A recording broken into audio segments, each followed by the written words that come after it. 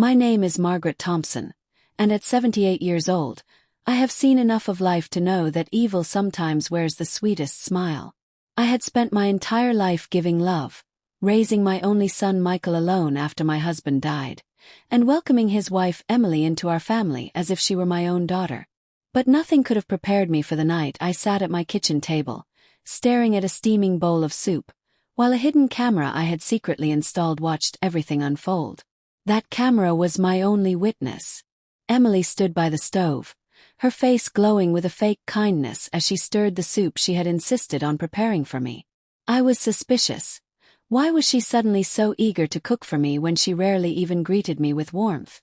My hands trembled under the table, but my face remained calm. I had suspected for weeks that she was up to something, and tonight I would have my proof. The tiny device above the cabinets, hidden inside an old smoke detector, was silently recording every move. Then it happened. While she thought I wasn't watching, she reached into her purse, pulled out a small packet, and emptied its contents into my soup. Rat poison. My heart pounded against my chest. The urge to scream, to run, to throw the bowl away. Everything hit me at once. But I forced myself to stay still. She walked over with that chilling smile and said, "I made this just for you, Margaret. You deserve something special." My lips curled into a weak smile as I whispered, "Thank you, Emily." I could taste the metallic fear in my mouth, but I didn't take a sip. Not yet. I pushed the bowl slightly forward, my eyes locking on hers, and for the first time she looked nervous. She excused herself to take a call outside, and the moment she left, I grabbed my phone and called the police. Minutes later, she returned, confident and smug, expecting to see me on the floor. Instead, I sat there with the bowl untouched and the police sirens echoing in the distance. Her smile faded when the officers barged in and handcuffed her. But the real twist came days later when the hidden camera footage was played in court. Every frame, every second of her cruel act was displayed before the judge. She cried and begged, but the tears weren't for me, they were for herself. As the verdict was about to be read, Emily turned to me, her face pale, and said, "You ruined me." I leaned forward and whispered, "You did that yourself." The courtroom fell silent. The judge cleared his throat and prepared to speak, but before he could announce her fate, the doors burst open, and a man walked in carrying a briefcase. The entire room gasped as he approached the bench. Who was he? What did he have to say? And why did Emily's face turn from fear to sheer panic the moment she saw him? Stay with me because what happened next will shake you to your core. If this story has gripped you so far, make sure to like, comment, and subscribe so you don't miss what comes next. Next chapter is where the real secrets begin to unfold. The man with the briefcase strode to the front of the courtroom, his polished shoes clicking on the tiled floor. Everyone's eyes followed him as if he carried the weight of something monumental. He introduced himself as Detective Harris, a special investigator who had been working on a case connected to Emily. My hands clutched my handbag as he opened the briefcase and revealed stacks of documents, photographs, and a small vial identical to the one I had seen Emily empty into my soup. The room buzzed with whispers. Detective Harris cleared his throat and said, "Your Honor, this evidence ties Emily Thompson to a series of suspicious deaths involving elderly individuals in her previous neighborhood.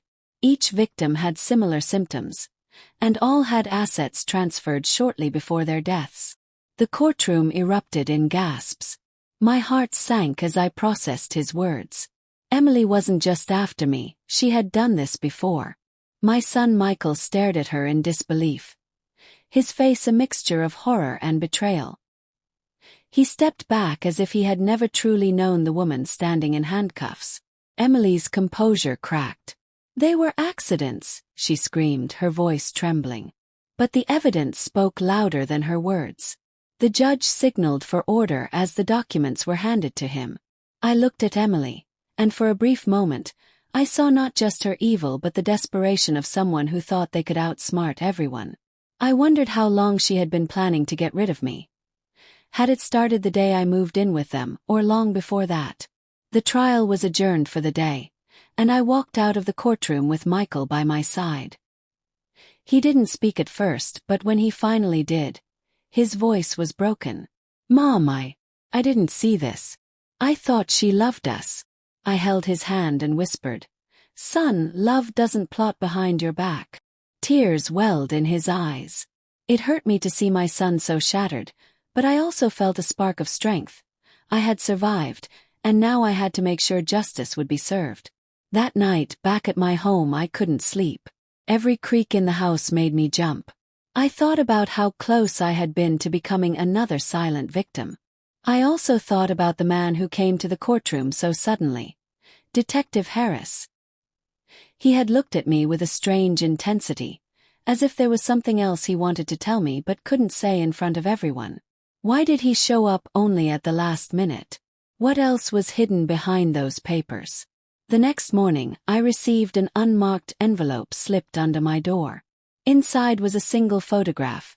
It showed Emily in a dark alley, exchanging what looked like another vial with a man I didn't recognize.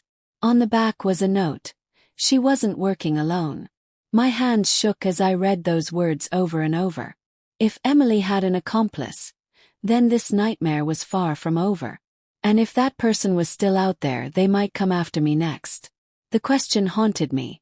Who else was involved in this deadly game? I didn't have long to wonder because just as I turned to lock my door, I heard footsteps behind me. Slow, deliberate, and much too close. Who was it standing there in the shadows? Was it the accomplice? Or someone who had been watching me all along? Don't miss what's coming in the next chapter, because the web of lies is about to unravel in ways no one could have imagined. If this story has you holding your breath, like, comment, and subscribe so you're here when the truth explodes. I froze, my breath caught in my throat. The footsteps drew nearer, and the hair on my neck stood on end. Slowly I turned around, my eyes searching the dim light outside my door. A tall figure stood there, cloaked in shadows, his face partially hidden by the brim of a cap.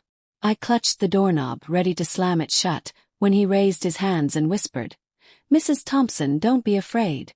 I'm here to help you." It was Detective Harris. The tension in my chest loosened slightly, but the fear didn't fully fade. "Why are you here?" I asked, my voice trembling. He stepped closer, keeping his tone low. "You need to know the truth, the whole truth, before it's too late." He glanced over his shoulder as if someone might be listening. "Emily wasn't acting alone, and the person pulling the strings is someone very close to your family." My heart sank. "Who?" I demanded. Harris hesitated. "I can't tell you everything yet, not until I have solid proof. But watch your back. Trust no one. Not even those you think you know best." With that, he handed me a flash drive and instructed me to watch the video on it privately. Then he disappeared into the night as quickly as he had appeared. I locked the door and rushed to my old laptop, my hands shaking as I inserted the flash drive. The screen flickered to life, and a series of videos appeared. My breath caught when I clicked the first file. Footage of my own kitchen, but from a different angle than my hidden camera. Someone else had been watching me. The next video sent chills down my spine. Emily meeting with someone in a hotel parking lot. Their face was blurred, but the voice was unmistakable. Deep, commanding, and eerily familiar. "You know what to do," the man said. "Make it look natural." The shock almost knocked me off my chair. I replayed the voice over and over, and my stomach turned when I realized who it belonged to.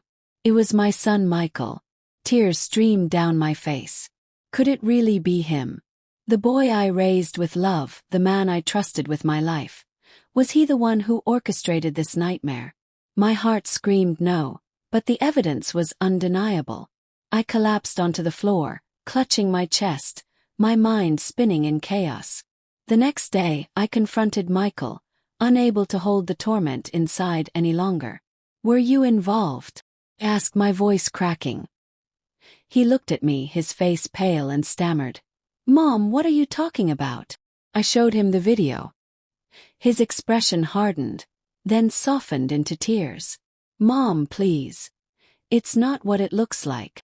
Before he could explain, the front window shattered, and a brick landed on the living room floor with a note tied to it. Stop digging or you'll regret it. Michael grabbed me and pulled me back, his eyes wide with fear. They're watching us, he whispered. You have to leave. Now. Who were they? Was Michael telling the truth, or was this part of his plan? My heart pounded as I realized I was caught in a deadly game where every move could be my last. And as the night grew darker, I received a call from an unknown number. The voice on the other end simply said, "You won't live to see the trial." Then the line went dead. Who was behind that voice, and why were they so desperate to silence me? The danger is only beginning to unfold, and the next chapter will reveal just how deep this betrayal goes. Stay with me because the next chapter will leave you speechless. If this story has your heart racing, like, comment, and subscribe. Trust me, you'll want to hear what's coming next. The phone slipped from my trembling hand, clattering onto the hardwood floor. My pulse thumped so loudly I could barely hear myself think. The voice on the other end had been cold, almost inhuman, dripping with malice. You won't live to see the trial. Those words echoed in my mind like a drumbeat of doom. My breathing quickened as Michael rushed over to pick up the phone, but the caller had already hung up. He looked at me with a mixture of fear and guilt. Mom, you need to tell me everything. Who's threatening you? I stepped back, my eyes burning with tears. I should be asking you the same thing, Michael. That video, your voice, how could you? His face turned pale, and for a long moment he didn't answer. Then he dropped to his knees, clutching my hands. Mom, listen to me. Yes, that was my voice, but I swear I didn't plan to hurt you. They forced me into it. I demanded. My voice cracked as my body trembled. Who is they, Michael? Who are you protecting? He hesitated, his eyes darting toward the window as if someone might be watching. They have something on me, Mom. Something that could destroy my life. His voice cracked. Emily was just the pawn. They used her because they knew you'd never suspect her. My heart twisted. What do they have on you? His shoulders slumped. Debt. I owe money to people you don't want to mess with. Dangerous people. They said they'd make it all go away if... He couldn't even finish his sentence. If you were gone. My knees weakened, and I clung to the edge of the couch. My own son, manipulated by criminals, had been part of a plot against me. But before I could speak, a sudden crash from outside sent both of us scrambling to the window. A black SUV sped away from the driveway, its tires screeching as it vanished into the night. My blood ran cold. We were being watched. Michael locked all the doors and windows, pacing like a caged animal. They're not going to stop, Mom. You have to leave this house. But where could I go? This was my home, the one place I thought I was safe. I felt cornered like a rabbit in a trap. My heart ached, but my resolve hardened. I wasn't going to run. I had already survived their poison once. I wasn't going to let them win now. Later that night I plugged the flash drive back in, desperate for more answers. There were 2 more videos I hadn't watched. The first showed Emily crying in a room I didn't recognize, speaking to the same blurred man. I can't do this anymore, she said. She's stronger than I thought. The man replied, You'll finish it, or you'll be finished. His voice wasn't Michael's. It was someone else's, someone far more threatening. That meant Michael wasn't the mastermind, but he was involved. The second video was even more chilling. Footage of my own backyard, taken from a hidden camera that wasn't mine. Whoever this man was, he had been monitoring me for months. My heart pounded as I realized how deep this went. I shut off the laptop, unable to bear another second of it. I lay in bed, my mind racing, when suddenly my phone buzzed with a new message. It was from an unknown number. The text read, Tomorrow night. Park. Come alone, or you'll never see your son alive again. Gasp. Michael was sleeping on the couch, unaware that his life was now being used as leverage. I debated whether to wake him, but the message was clear. They were threatening him, not me. I couldn't risk his life. I decided then and there, I would go. The following evening, I left the house quietly, slipping the small handgun my late husband had kept for emergencies into my purse. My steps felt heavy as I walked through the park, the shadows stretching long under the dim lights. Every sound, rustling leaves, snapping twigs, made my heart leap. Finally, a figure stepped out from behind the trees. He was tall, wearing a black hood, his face still hidden. "You came," he said, his voice deep and cold. "What do you want from me?" I asked, my voice trembling but firm. He chuckled. "Everything. Your house, your savings, and most of all silence. If you testify, you won't make it to the courthouse. You think you can scare me?" I snapped, my hands tightening on my purse. "You tried to poison me. You threatened my son. But I'm still here." He took a step closer, his tone turning sharp. "This is your last warning, old woman. Walk away, or watch your son suffer." Suddenly, a beam of light cut through the darkness. Detective Harris emerged from the shadows, gun drawn. "Drop it," he shouted. Chaos erupted. The man lunged toward me, and I stumbled back, reaching into my purse. Harris fired a warning shot, and the man fled into the woods. Harris ran after him, yelling for backup, while I collapsed onto the ground, shaking. When Harris returned minutes later, he was alone. "He got away," he muttered, frustrated. But he knelt beside me and whispered, "Now I know who's behind this. And I promise you we're going to take them down." I looked at him, my body trembling from fear and adrenaline. "Who is he?"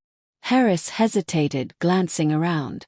"Someone with power, someone who's been controlling Emily and Michael from the start. But I can't tell you here. Not yet." Before I could press him, Harris's phone buzzed. He answered, and his face drained of color. "What?" he shouted. Then he hung up and looked at me grimly. "Your son's been taken." My world spun. "Taken? By who?" cried. Harris grabbed my arm. "By the same people we're fighting. We have to move now, or it's over." I felt the weight of the world on my shoulders. They had my son. They wanted me silenced. And now the stakes were higher than ever. But I wasn't going to give up. Not now, not ever. 'Cause if they thought they could break me, they were dead wrong. The fight was only beginning. And in the next chapter, I will take you into the heart of the storm. Don't miss it, like, comment and subscribe because the truth is about to explode wide open. My legs felt like they were made of stone as Detective Harris rushed me into his car. The night air was thick with tension, every passing streetlight flashing across my face like a countdown to something inevitable. "Where are they taking him?" I asked, gripping the seat so hard my knuckles turned white. Harris's jaw tightened. "They've taken Michael to an abandoned warehouse outside town. It's their hideout. I've been tracking them for months, but they've always stayed one step ahead. This time, with your help, we can corner them." "My help?" I looked at him, stunned. "I'm just an old woman. What can I do?" Harris gave me a hard look. "You're more than that, Mrs. Thompson. You've survived their poison, their threats, and now they've taken your son. You know their tricks better than anyone. And you're the only one they still underestimate." My heart pounded as we drove through the darkness. Memories of Michael as a little boy flashed through my mind. His tiny hand in mine, his laughter, his promises to always protect me. Despite everything, he was still my son, and I couldn't abandon him to these monsters. We stopped near the warehouse, its silhouette looming against the night sky like a beast waiting to devour us. Harris checked his weapon and handed me a small earpiece. "Stay close. Do exactly as I say. If things go wrong, run." His words barely left his mouth before the warehouse door creaked open. A man stepped out, his face hidden under a mask, and called into the night. "Come alone, old woman." Harris whispered, "I'll be right behind you." My knees trembled, but I walked forward, my steps steady. Inside, the air smelled of oil and rust, and the flicker of dim lights cast eerie shadows on the walls. There he was, Michael, tied to a chair, bruised but alive.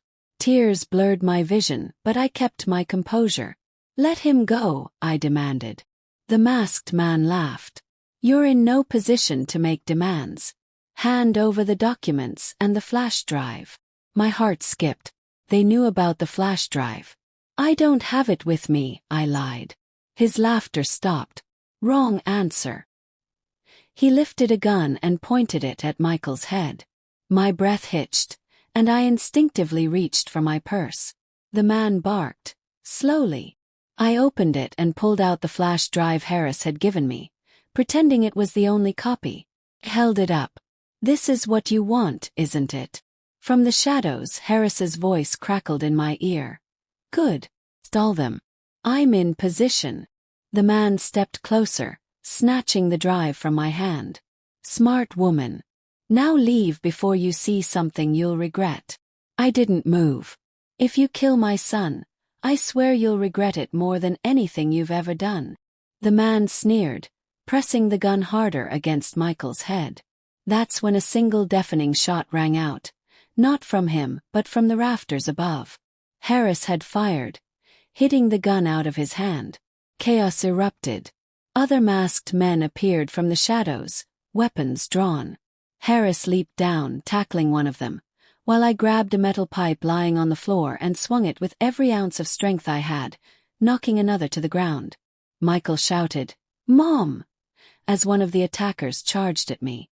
I braced for impact, but Harris tackled him to the ground just in time. Sirens wailed in the distance. Backup had arrived. Police swarmed the warehouse, taking the masked men into custody. The leader, the one who had threatened my son, tried to flee, but Harris cornered him and ripped off his mask.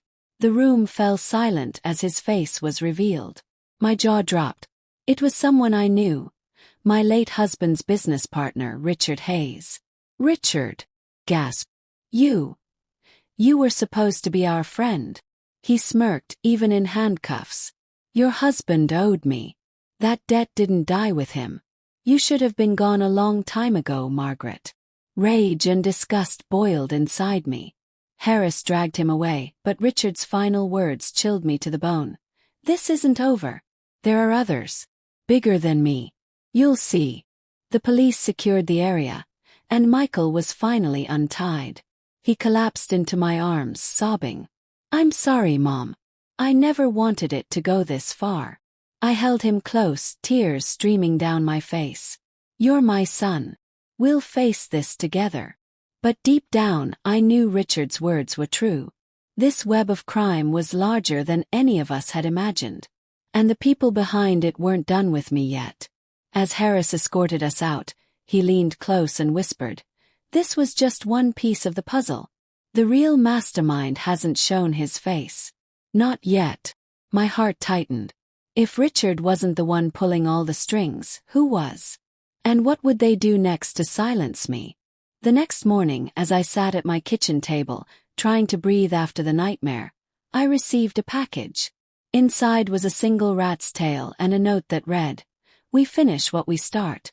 The game was far from over, and the storm was only gathering. Stay tuned, because next chapter will take you into the darkest depths of this conspiracy. If this story has kept you on edge, like, comment, and subscribe, because the truth that's coming next will shatter everything you think you know. The rat's tail slipped from my fingers and hit the table with a sickening thud. My stomach turned as I read the note over and over again. We finish what we start. It was a threat, a promise, and a declaration of war. The morning light streaming through my kitchen window felt colder than ever. Whoever was behind this wasn't just trying to scare me. They wanted to break me. Detective Harris arrived not long after I called him. His expression grim as he examined the package. "They're sending you a message," he said, his voice low. "Richard may be in custody, but his associates aren't going to stop. This goes higher, Margaret. Much higher than either of us thought." I clenched my fists. Let them come. I'm not afraid anymore. Harris gave me a small, almost admiring smile. That's why they fear you. You're not easy to silence. Later that day I sat down with Michael.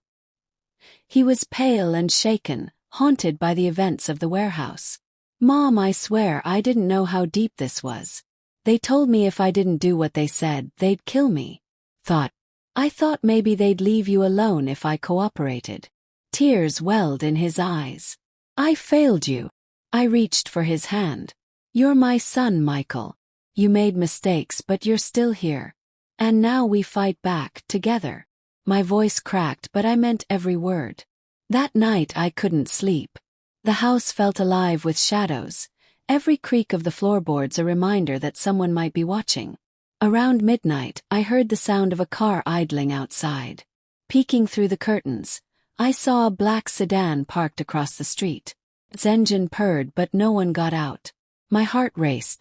I quickly turned off all the lights and called Harris. "They're here," I whispered.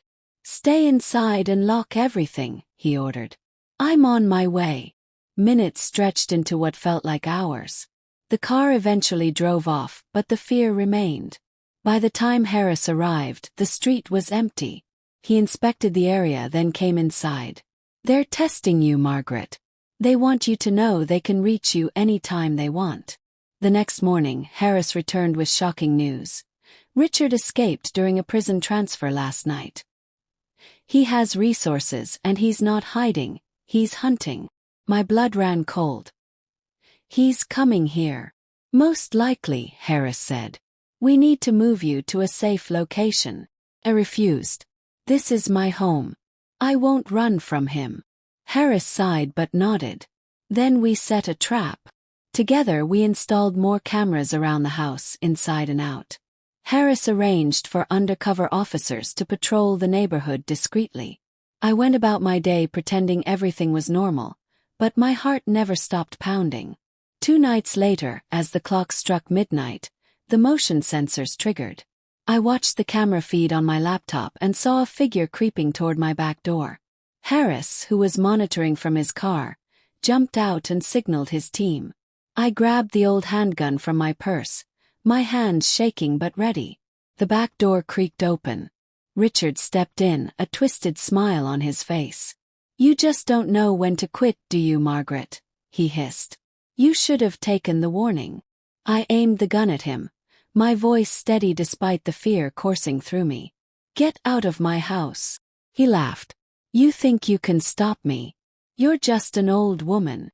Just then, Harris burst in with his gun drawn. "Drop it, Richard." But Richard wasn't holding a weapon. He was holding a small vial, identical to the one Emily used. "One drop of this and it's over," he sneered. I stood my ground. "You've already lost, Richard. The cameras are on. Everything you're saying is being recorded." His face twisted with rage. "You think that matters? You think anyone can touch the people I work for?" He smashed the vial on the floor, its toxic fumes spreading. Harris tackled him to the ground while I backed away, coughing.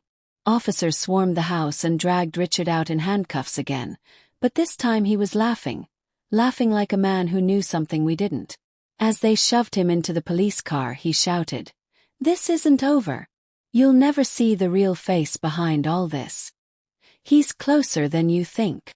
The officers drove off, leaving the night eerily silent. I turned to Harris, my voice trembling. "What did he mean?" Harris looked me dead in the eye. "He means someone else is pulling the strings. Someone with power, someone we haven't identified yet." Before I could respond, my phone buzzed. A new message flashed across the screen. "You think you've won? Check the video I just sent you." Attached was a link to a live feed. My heart sank as I clicked it. The camera showed Emily, in prison clothes, being escorted by guards. But then the feed glitched, and a masked figure appeared on screen. "Margaret," the voice distorted, "the game has only begun. Prepare for what's coming." The screen went black. My knees weakened. Whoever this was, they were watching every move. The war wasn't over. It was just entering its deadliest stage. And in the next chapter, the mastermind will reveal their hand, and everything you thought you knew about this story will turn upside down.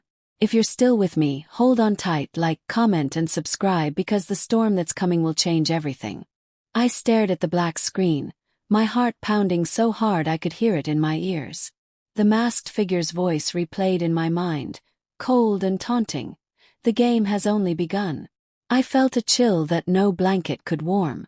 Detective Harris rushed over when he saw my expression. "What happened?" he asked, his tone sharp. I handed him the phone with trembling hands.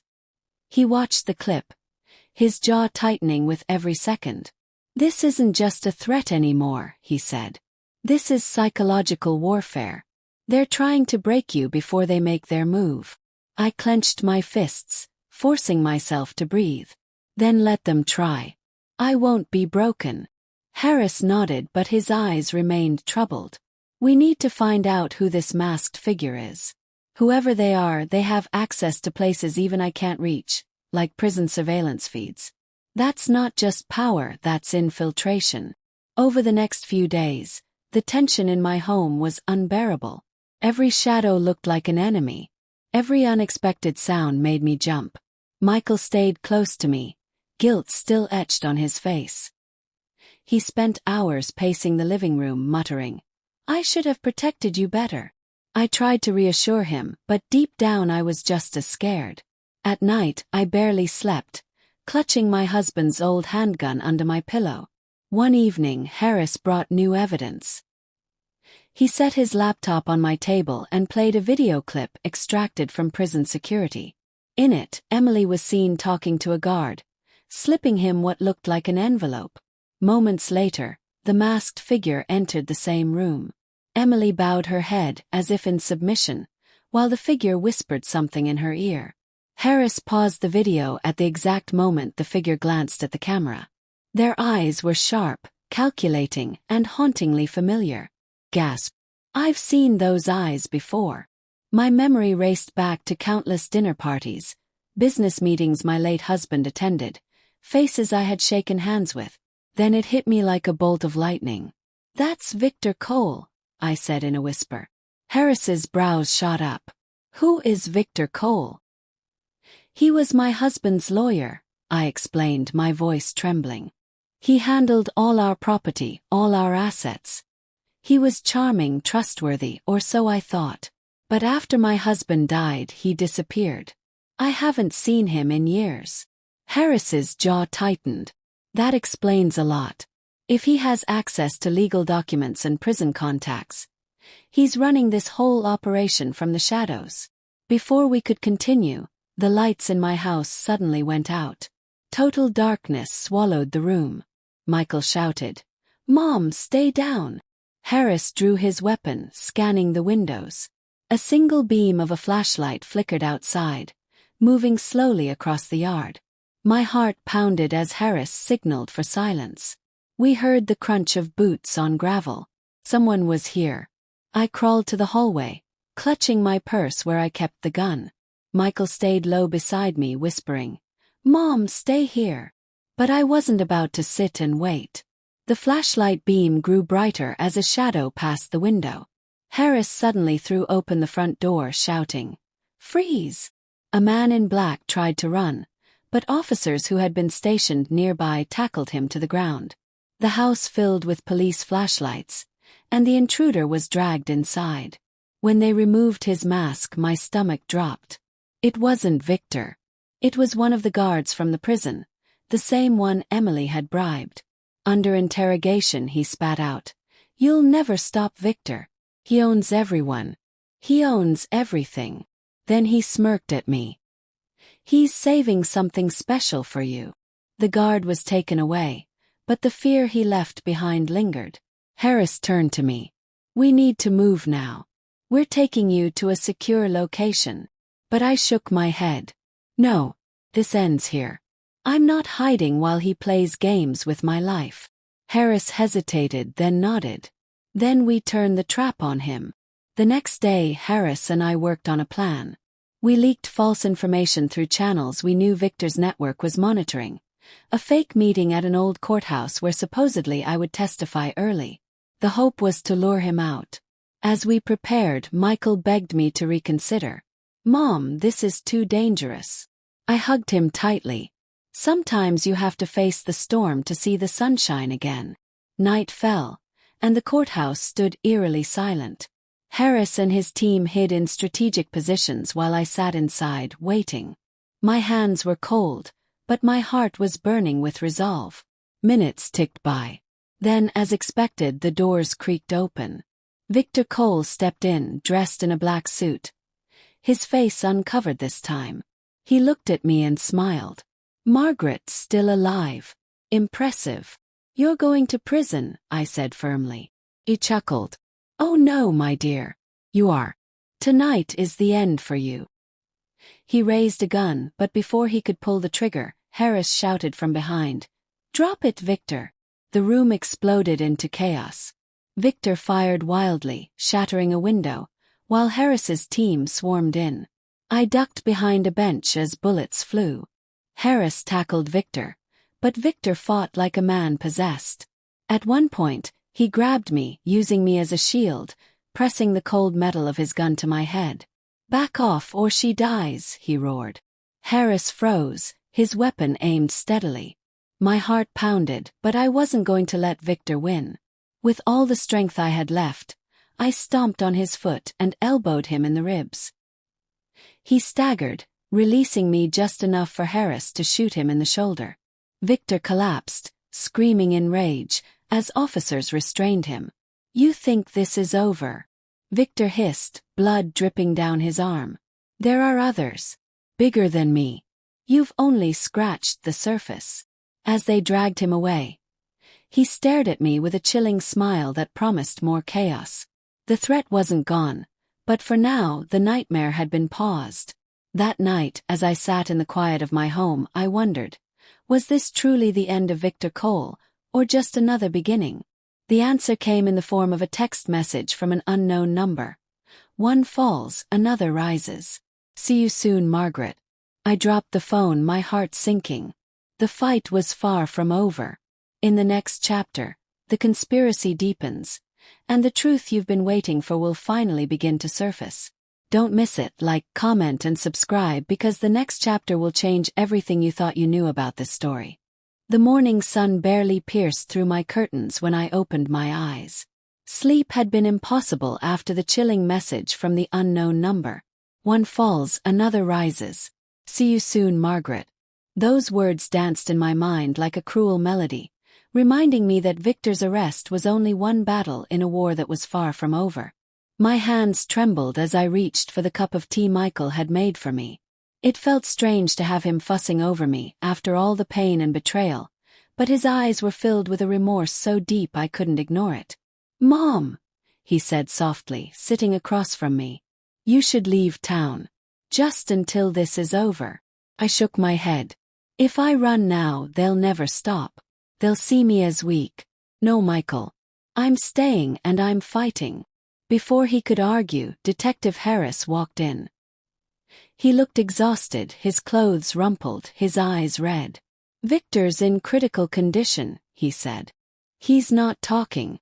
But before they sedated him, he kept muttering one name: Daniel Price. The name hit me like ice water. Daniel Price was an influential businessman in our city, a man I had seen at countless charity galas. Polished, charming, and powerful. He was also the man who had once offered to buy my husband's company for a suspiciously low price. My husband had refused, and shortly after, he died in an accident that never sat right with me. Could Daniel have been behind all this from the start? Harris paced the room. "Price is clean on paper, but every lead we follow goes back to him. He's the puppet master pulling the strings, and Victor was just his tool." I felt my blood boil. "Then we bring him down." Harris frowned. "It's not that easy. He has politicians, police chiefs, and even judges in his pocket. We need hard evidence, something so undeniable that even his power can't protect him." Thought hard. There must be something Victor left behind. Something we can use. Hours later, Harris received a call from one of his informants. A storage unit rented under a fake name had been traced back to Victor. We drove there together, Michael staying behind for his safety. The storage facility was nearly empty, and the air smelled of dust and metal. Harris broke the lock, and inside we found boxes of files, ledgers, and old videotapes. My heart raced as I flipped through the papers. documents linking Daniel Price to secret offshore accounts and large payments made to individuals involved in suspicious deaths, including the one Emily had attempted on me. We grabbed everything we could and loaded it into the car. Just as we were about to leave, a black SUV sped into the parking lot, blocking our exit.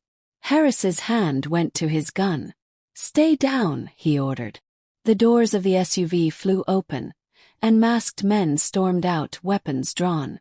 Bullets ripped through the air as Harris fired back. I ducked behind the car, my heart pounding like a drum. Glass shattered, tires screeched, and the sound of gunfire echoed through the lot. I clutched the files to my chest, knowing they were the key to exposing everything. One of the attackers lunged at me, but Harris shot him down before he reached me.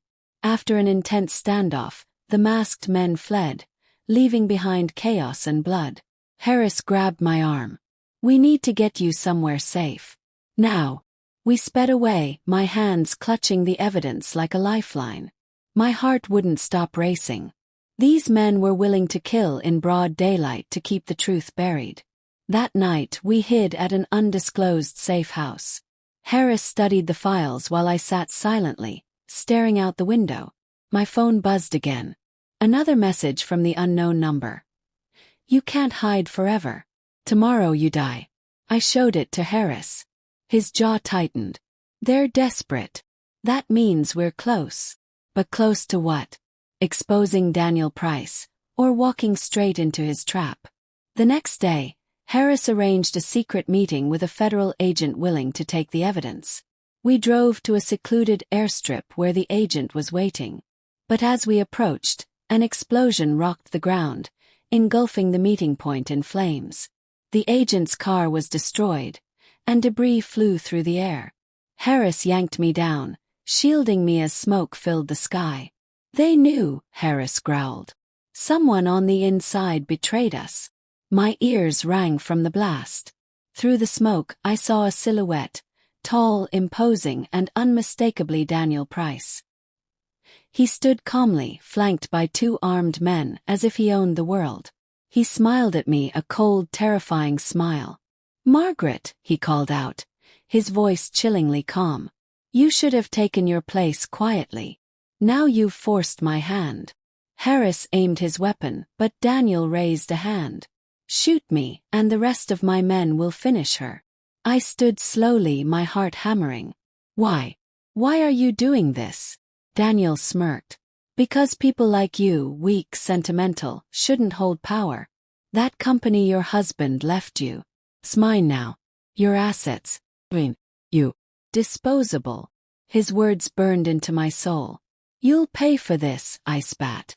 His smirk widened. "Oh, I already have." Suddenly, one of his men fired a shot at Harris, grazing his arm. Chaos erupted as more armed officers arrived, drawn by the explosion. Daniel fled with his men, disappearing into the smoke. Harris clutched his arm, wincing. "He's not going to stop, Margaret. Not until you're dead." I helped him to the car, my hands shaking but my resolve solidifying. "Then we make sure he goes down first."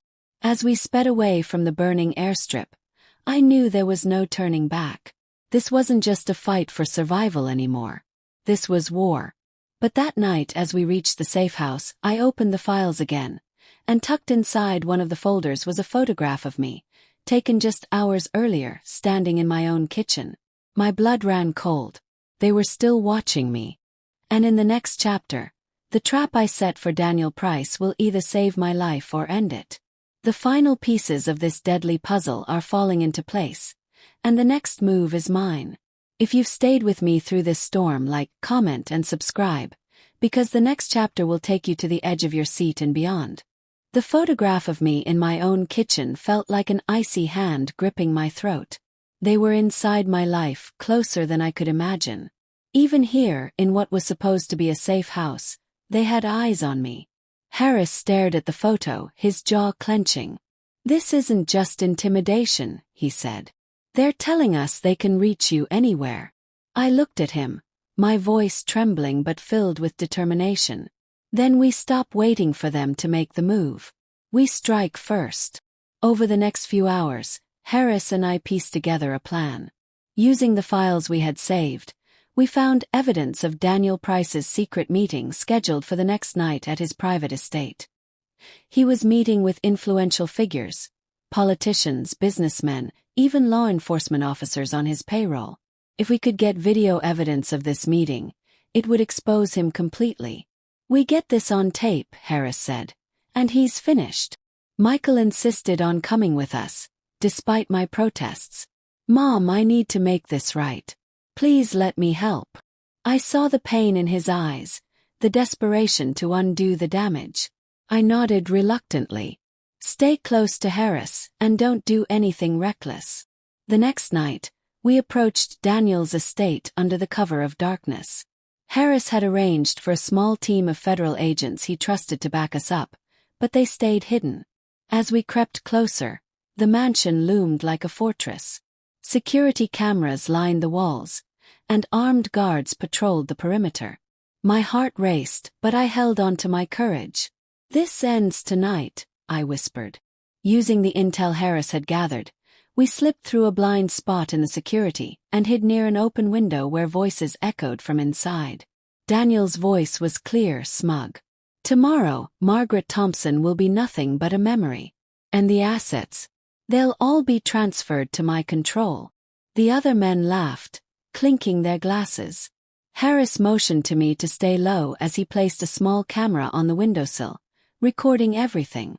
Suddenly, Michael's foot slipped on a loose stone, sending it clattering against the wall. The laughter inside stopped. Daniel's voice sharpened. "What was that?" Panic surged through me. Harris pulled us down behind a hedge as a guard stepped out, scanning the darkness with a flashlight. We held our breath as the beam swept dangerously close. Just when it looked like we were safe, Michael's phone buzzed loudly. The guard's head snapped toward us. "Over here!" he shouted, raising his weapon. Bullets tore through the night as Harris returned fire, taking down the guard. "Run!" he shouted. We sprinted toward the back gate as more guards poured out of the mansion. Harris's agents emerged from the shadows, engaging them in a fierce gunfight. Daniel stepped out onto the balcony, shouting, "Don't let them escape! Kill them all!" We reached Harris's car, diving inside as he gunned the engine. Tires screeched, bullets pinged against the metal, and the estate vanished behind us in a blur of chaos. My chest heaved, my ears ringing. In my trembling hands, I held the small recording device Harris had retrieved. It contained everything: Daniel's confession, the names of his allies, the proof of his crimes. But Daniel wasn't done. As we sped down the deserted road, headlights suddenly appeared behind us, several black SUVs giving chase. Harris swerved wildly, dodging bullets as they fired at our tires. "Hold on," he yelled. The chase tore through the night, the roar of engines filling the air. I clutched Michael's hand, praying we'd survive. Harris made a sharp turn onto an old bridge. The SUVs followed, closing in. One rammed into our car, nearly sending us over the edge. Harris fought to keep control as sparks flew. "Get ready," he shouted, slamming the brakes. The SUV behind us crashed into the railing, teetered for a moment, then plunged into the river below. The others screeched to a halt, but we sped away, leaving them in the dust. We finally stopped at an abandoned barn where Harris's backup was waiting. Gasping for breath, we stumbled out of the car. Harris grabbed the recording device from me and handed it to one of the agents. "Get this to the feds. Now." The agent took off, vanishing into the night. Moments later, my phone buzzed again. A new message. "You can run, you can hide, but tomorrow, Margaret, you die. The courtroom will be your coffin." My knees weakened. Daniel knew we were taking him to court, and he was planning to strike there. Harris's face hardened. "He's going to try something big. But this time we'll be ready." That night I barely slept, lying awake on a cot in the barn, staring at the ceiling. I thought about my husband, about everything we had built together, and how close I had come to losing it all. I thought about Emily, trapped in prison, and wondered if she had been just another victim of Daniel's manipulation. And I thought about my son, who had almost been lost to me forever. As dawn broke, Harris stood at the door, his expression grim but resolute. "Today is the day, Margaret. This ends now, one way or another." I nodded, my fear replaced by something stronger. Determination. We headed to the courthouse under heavy protection. Reporters swarmed the steps, cameras flashing as I walked in with my head held high. Daniel was already inside, his expression calm, almost smug, as if he still held all the power. But I had the truth, and I had the evidence. As the trial began, the atmosphere was electric. The prosecutor presented the recordings, playing Daniel's own words for everyone to hear. Gasps filled the room. Daniel's smugness faltered for the first time. His lawyers tried to object, but it was useless. The evidence was overwhelming. Then, just as the judge prepared to deliver his ruling, a loud explosion rocked the courthouse. Screams erupted as smoke filled the room. The lights flickered, debris rained down, and chaos exploded around us. Harris grabbed me, shielding me as alarms blared. Through the smoke, I saw Daniel smiling, not in defeat but in triumph. He whispered something to his lawyer and made a run for the side exit amid the confusion. The trial wasn't over. The battle wasn't over. And as the dust settled, I knew next chapter would be the final showdown. The last chapter is where everything comes to light and justice will either rise or fall. Don't miss it, like, comment and subscribe because the conclusion will leave you breathless. The courthouse was a scene of pure chaos. Smoke curled into the air, sprinklers rained down, and people screamed as they scrambled to escape. My ears rang from the explosion, but my mind was crystal clear. Daniel Price had just made his last move, and now it was my turn to make mine. Detective Harris dragged me out through the side hallway, his face streaked with ash. "Stay low, Margaret. They planted that bomb to create a diversion. Daniel's trying to escape." My heart pounded, not from fear but from fury. I would not let him walk away from this. We moved quickly through the debris-strewn halls, dodging panicked crowds. Outside, sirens wailed as firefighters battled the flames licking up the side of the courthouse. Through the smoke, I caught sight of Daniel's black limousine speeding toward the exit gate. Harris grabbed his radio. "All units, block the perimeter. Don't let him get out." But the voice on the other end crackled back with bad news. "Roadblocks compromised. He's breaking through." I ran toward Harris's car without hesitation. "We can't let him escape." Harris jumped in the driver's seat, and I climbed beside him. Michael, who had been waiting outside under protective custody, shouted, "Mom, wait." But I couldn't stop. I shouted back, "Stay here. This ends tonight." Harris slammed the accelerator, and we shot off after Daniel's limo. The chase was fierce, weaving through traffic as horns blared and tires screeched. Daniel's driver swerved recklessly, knocking over barriers as they sped onto the freeway. Harris stayed right on their tail, his jaw set. "Hold on," he shouted. My fingers dug into the dashboard as we raced across the bridge. Daniel's limo zigzagged wildly, trying to shake us. Suddenly, the trunk popped open, and one of his men leaned out with a rifle, firing at our windshield. Glass cracked, and I screamed as Harris swerved, barely avoiding a crash. "Get down!" he barked, returning fire with his handgun. The man toppled out of the trunk, rolling across the road, and disappeared into the darkness. Daniel's limo veered off the freeway onto an abandoned industrial road. "He's heading to the docks," Harris growled.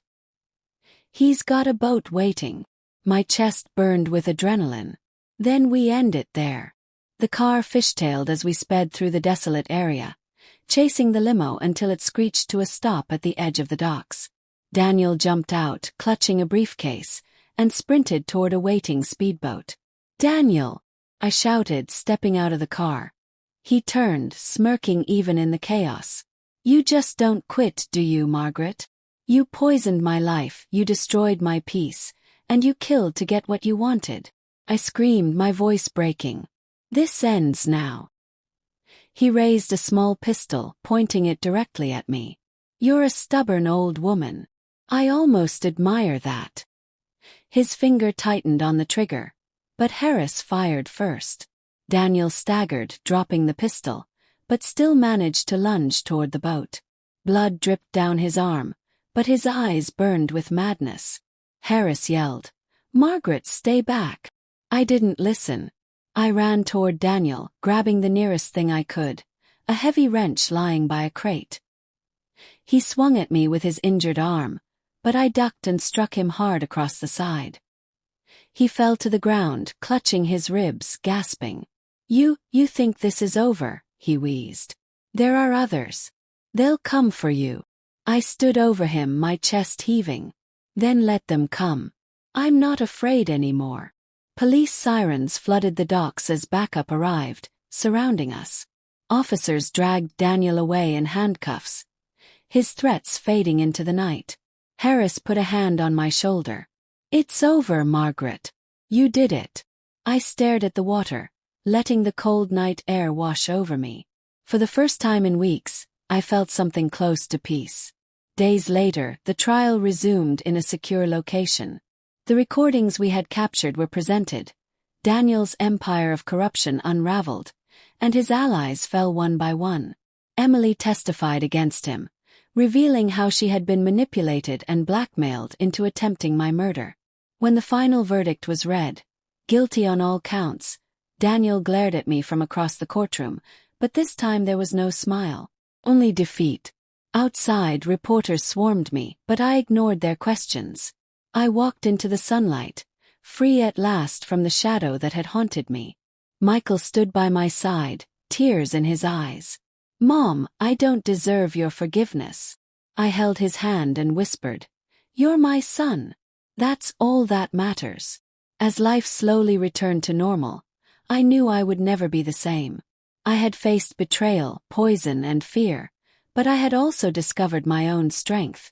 I was no longer just a victim, I was a survivor. A week later, while tending to my garden, I received one last envelope in the mail. Inside was a single black feather and a note. "You survived, Daniel, but the game isn't over." I looked at it calmly, then burned it in my fireplace. They could try again if they dared. I was ready. Because I am Margaret Thompson, and no one will ever silence me again. Thank you for staying with me through this storm. If this story gripped your heart and kept you on the edge of your seat, like, comment, and subscribe, because strength like this deserves to be shared with the world.